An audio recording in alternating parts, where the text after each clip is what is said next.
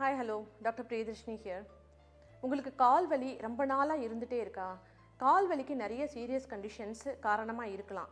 Like deep vein thrombosis, osteoarthritis, அந்த மாதிரி நிறைய கண்டிஷன்ஸ் காரணமாக இருக்கலாம். பட் நிறைய சிம்பிள் ரீசன்ஸ் தான் ரொம்ப காமனாக இருக்கும். அந்த சிம்பிள் ரீசன்ஸ் என்னென்ன அப்படின்னாக்கா, உங்களுக்கு ஏதாவது ஒரு மசில் ஸ்ப்ரெயினாக இருக்கலாம்.